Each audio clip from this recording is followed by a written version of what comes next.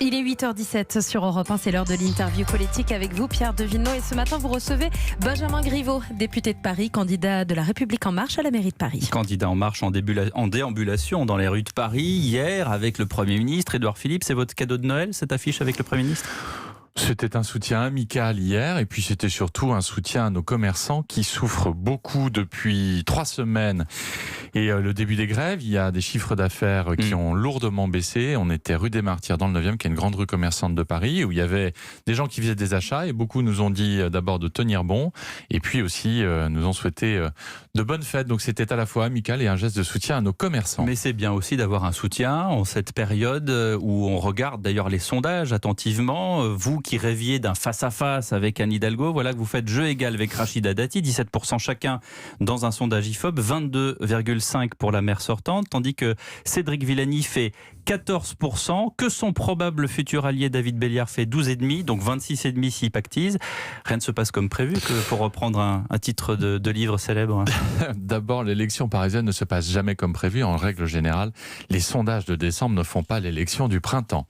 Et donc, le plus on se tient à l'écart de sondages et le plus on passe de temps avec les Parisiens sur le terrain, le mieux c'est. Moi, c'est ce à quoi je m'emploie depuis maintenant plusieurs mois. Bâtir une équipe et puis surtout proposer un projet. Parce que est-ce que vous auriez dit ça ? Est-ce que vous diriez ça si les sondages étaient en votre faveur ? Ils ont été en ma faveur et je les ai de la même manière laissés de côté. Donc ça, oui, très sincèrement, je n'ai pas d'obsession sondagière. Mais ce dont je suis certain, c'est que il y a dans toutes les enquêtes un sentiment général, c'est que les Parisiens souhaitent un changement à la ville de Paris. Souhaitent changer, tourner une page, écrire une nouvelle page de l'histoire parisienne. Vraiment ? Quand on est à moins de 40% de souhait de réélection, et ça, ce sont toutes les enquêtes, y compris... Oui, 22,5 par rapport à tous les autres candidats où vous êtes quand même 10% il y a d'autres sondages où elle est à 19% et moi à 18%. Donc vous voyez, à nouveau, laissons de côté les sondages. En revanche, il y a un sentiment général qui est celui des Parisiens que je rencontre depuis des mois, qui est que la ville ne va pas bien, qu'ils ont envie de reprendre le contrôle de leur ville. Ils nous disent beaucoup, la ville nous a échappé. C'est un peu le bazar. On y circule mal. Quand on est piéton, c'est la loi de la jungle qui s'applique. On a du mal à se loger et ceux qui y travaillent n'arrivent plus à y vivre. Et c'est sans doute là l'enjeu principal de l'élection du mois de mars prochain, c'est de faire en sorte que Paris ne devienne pas, à l'image de certaines grandes métropoles mondiales, une ville-musée. Mais comment vous voulez faire ? Marche arrière avec un prix au mètre carré de 10 000 ? Travailler sur les questions du logement. Je ferai des propositions ambitieuses au mois de janvier. Donc sur la question du logement qui seront... Ce ne sera pas mon cadeau de Noël, mais je reviendrai avec grand plaisir vous dire ça au mois de janvier.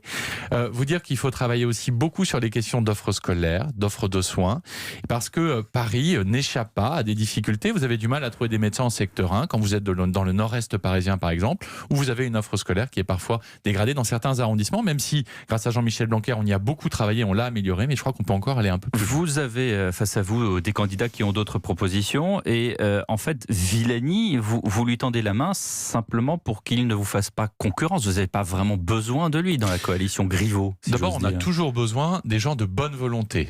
Et moi, c'est à lui de le dire désormais. Mon sentiment, c'est qu'il s'éloigne de plus en plus de La République En Marche. Sur le plan national, nous avons défendu, lui et moi, nous sommes députés et nous avons été élus sur un projet qui portait en lui la question d'un système universel de retraite à points.